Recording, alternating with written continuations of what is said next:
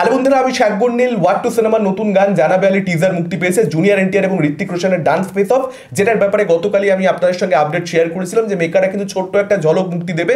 তারা কিন্তু গোটা গানটা আমাদেরকে ফ্রিতে ইউটিউবে দেখতে দেবে না, সেটার জন্য কিন্তু আমাদেরকে বড় পর্দাতে যেতে হবে। এটাই মেকারদের স্ট্র্যাটেজি যে যদি তোমাদেরকে একসঙ্গে এই দুজন সুপারস্টারের ডান্স দেখতে হয়, হলে আসো ভাই, পকেট থেকে টাকা খসাও। তো মেকাররা টিজার মুক্তি দিয়েছে। এখন কেমন হলো এই পার্টিকুলার টিজারটা, গানটা কেমন হবে, কি অনুমান করছি সেটাকে নিয়ে আলোচনা হবে। প্রীতমের মিউজিক, নাকাশ আজিজ এবং তার সঙ্গে সঙ্গে ইয়াজিন নিজার এই গানটা গেয়েছেন এবং কৃষ্ণকান্তের লিরিক্স। দেখুন, এই পার্টিকুলার গানটা প্রীতমের গান। তো আমার মনে হয় যে প্রীতমকে দিয়ে এই ধরনের গানগুলো করানো উচিত নয়। তার কারণ হচ্ছে এই গানটাতে ঋত্বিক রোশন এবং জুনিয়র এনটিআর তাদের দিক থেকে 200% এফোর্ট দিয়েছে। তাদের দিক থেকে কোনো রকম সমস্যা নেই, তারা দুর্দান্ত নেচেছে এবং তাদের নাচ বড় পর্দায় দেখবার জন্য আসলে আমি অপেক্ষা করছি টিজারটা দেখবার পরবর্তীতে।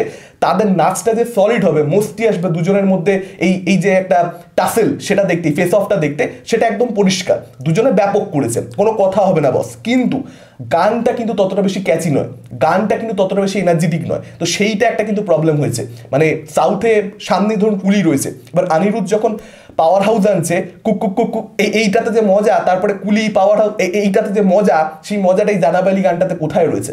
ভেরি অনেস্টলি আমি ট্রেলার নিয়ে আলোচনা করেছি, আমি পরিষ্কার সেখানে বলেছি যে ওয়াট টু কিন্তু ট্রেলার লেভেলে অনেক বেশি এগিয়ে কুলির থেকে, কিন্তু গানে কিন্তু কুলির ধারে পাশেও ওয়াট টু নেই, একেবারেই নেই। ওয়াট টু এর গান কিন্তু খুবই মানে আর কি, বরং আমি বলবো রোমান্টিক গানটা শুনতে অনেক ভালো, অনেক ভালো, কিন্তু এই গানটা একেবারেই আমার জন্য কিন্তু জমলো না টিজার লেভেলে। এবার এটা হতেই পারে যে বড় পর্দায় গিয়ে যখন দেখলাম তখন গানটা ভালো লেগে গেল, কারণ এটা আমরা আলোচনা করছি যেটুকু মেকাররা রিলিজ করেছে সেটুকুর ভিত্তিতে। এবার মেকাররা যেটুকু দেখাবে সেটুকু নিয়েই তো আলোচনা করব, পুরোটা কি হবে না হবে সেটা ডেফিনেটলি ছবি দেখে তবেই আলোচনা করা যাবে। আমি যদি দেখি যে গানটা এরকমই মিড লাগছে, মানে খুবই ঠিকঠাক আর কি, একটা মানে ম্যাক্স ঠিকঠাক বলা যায়, এরকম একটা গান যদি বড় পর্দায় গিয়ে দেখি, প্রথম কথা হচ্ছে সেটা ছবিটার একটা ইম্প্যাক্ট পড়বেই। মানে লোকে বেরিয়ে বলবি যে গানটার মধ্যে সেরকম কিছু নেই। দেখুন, শুধুমাত্র তো ফ্যান্সরা যায় না, যে ঋত্বিকের ফ্যানরাই যাবে, জুনিয়র এনটিআর ফ্যানরাই যাবে, আসল সত্যি বেরোবে না তা নয়, আসল সত্যি বেরোবেই। এবং যদি পাবলিক এই গানটাকে মানে খুব একটা পছন্দ না করে, নিউট্রাল অডিয়েন্সের কথা বলছে, সেক্ষেত্রে কিন্তু ওয়ারতমতে একটা ইম্প্যাক্ট পড়বে। যেরকম এই গানটা ছবিটা অ্যাভারেজ হওয়া সত্ত্বেও আমি গতকালই বলছিলাম, যদি গানটা শুধুমাত্র ভালো হয়ে যায় সেটা একটা আলাদা করে পাবলিসিটি করবে, ওয়ারতমত তৈরি করবে যে ভাই এদের নাচটা দেখে বাকি কিছু কর না করো, এই নাচটাই 150 টাকা উসুল করে দেবে তোর, বা 200-250 উসুল করে দেবে যা টিকিটের প্রাইস হয়। কিন্তু সেইটা কিন্তু ব্যাকফায়ারও করতে পারে, এবং সেটার জায়গা থেকেই কি ইয়াশরাজ ফিল্মস এখানে পুরো গানটা ড্রপ করলো না? তার কারণ তারাও জানে যে গানটা যদি মানে গানটা সেরকম হয়নি, গানটা যদি পাবলিকের ভালো না লাগে সেক্ষেত্রে মেবি প্রবলেমে পড়তে হবে। কোথাও একটা ছবিটা মুক্তির আগেই একটা নেগেটিভিটি স্টার্ট হয়ে যাবে, ছবিটাকে নিয়ে অনেক সন্দেহ তৈরি হবে।